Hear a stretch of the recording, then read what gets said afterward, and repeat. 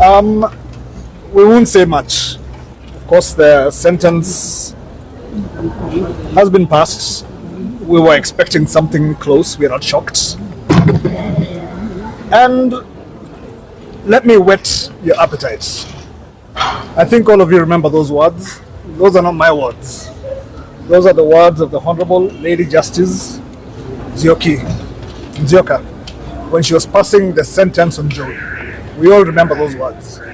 Let me whet your appetite. We affirm in our belief that during this whole process, the Honorable Lady Justice, with respect, was playing to the gallery and aiming at placating the court of the public.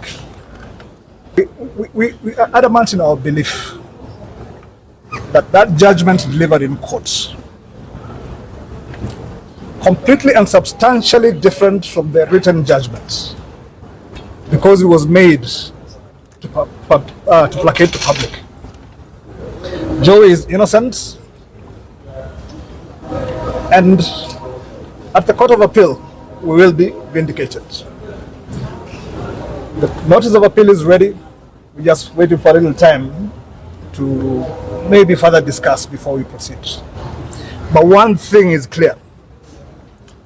The Honorable Justice built a mountain out of the clothes that Joey wore, especially those brown khaki shorts. She had to build a mountain on those shorts. Why? Because those are the only things that she had that would link Joey to the death of Monica Kimani. Purportedly because a drop of blood was found with Monica's DNA on those shorts. Apart from all the rubbish circumstantial evidence, that was the only link that this court had to lay its case on. But then, were those the same shorts that Joey wore? The defense was adamant that those shorts which were exhibited in court were not the same shorts that Joey wore.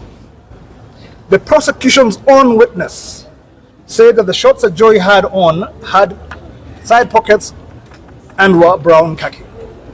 The shorts that were brought into court purportedly with DNA did not have side pockets. These were different shorts. On 3 occasions, when Justice Wakiaga was handling the matter, he asked the prosecution to bring evidence of the pictures of the shots that they took while they picked those shots from Jackie Maribe's house. The pictures that were taken with Joey holding onto the shots, clearly showing the side pockets. The prosecution refused to bring those shots, those pictures into evidence 3 times.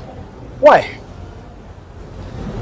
During his evidence, the DNA expert claimed that he took pictures of those shots through the whole process. But when asked to bring the pictures of those shots to court, again, refused. Why? It is rather obvious. Our courts have always held that where the prosecution refuses to bring evidence before court in their own possession, which might prove to be exculpatory evidence, there can only be one reason why they have refused to bring that evidence: because it points to the innocence of the accused. Joey Joseph Irungu is innocent, and we shall prove it. Thank you.